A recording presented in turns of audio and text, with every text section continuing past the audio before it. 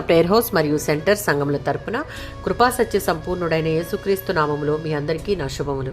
ఈ దినపు దేవుని మాట 2వ సమూయేలు గ్రంథము 2వ అధ్యాయం 6వ వచనం. యెహోవా మీకు కృపను స్వభావమును అగుపరచును. దావీదు తన జీవితంలో దేవుని చిత్తం తెలుసుకోవడానికి యెహోవా యొద్ద విచారణ చేశాడు. హెబ్రోను యూదాకు సహజమైన ముఖ్య పట్టణం.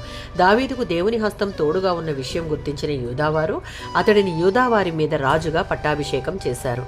దేవుడు ఎంపిక చేసిన సమయంలో దావీదుకు అభిషేకం జరిగింది.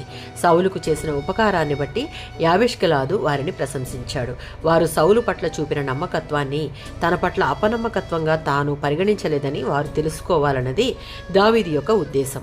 వారు చేసిన ఉపకారమునకు ప్రతిగా దేవుని కృప మీకు తోడుగా ఉండును అని దీవిస్తూ వారికి తన కృతజ్ఞతను చాటుకుంటున్నాడు. సామెతల గ్రంథం 3వ అధ్యాయం 3-4 మరియు 14వ అధ్యాయం 22 వచనాలలో దేవుని ఉపదేశమును ఆయన ఆజ్ఞలను హృదయపూర్వకంగా గైకుంటే వారికి దీర్ఘాయువును సుఖజీవమును దేవుడు దయచేస్తాడు.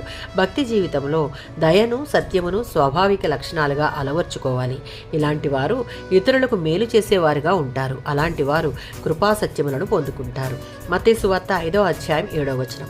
కనికరం కలవారు ధన్యులు, వారు కనికరం పొందుదురు. పాపం వల్ల గాని దుఃఖం వల్ల గాని బాధల్లో ఉన్నవారి పట్ల ఎవరు దయ జాలి కలిగి ఉంటారో వారే కనికరం కలవారు. అలా బాధపడే వారిని యేసుక్రీస్తు ద్వారా దేవుని కృపకు ఆయన సహాయానికి తీసుకువచ్చి వారి బాధను తగ్గించాలన్నది వారి ఉద్దేశం. వారే కనికరం పొందుతారు.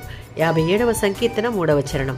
ఈ విధమైన స్వభావం కలిగి ఉంటే మనకెదురయ్యే పరిస్థితుల్లో కనికరం కలిగిన దేవుడు పరలోకము నుండి ఆజ్ఞ ఇచ్చి మనలను విడిపించడమే కాదు, మనలను మృంగగోరు వారు దూషణ మాటలు పలుకునప్పుడు దేవుడు తన కృపాసత్యములను మన దగ్గరకు పంపుతాడు. ఆమేన్.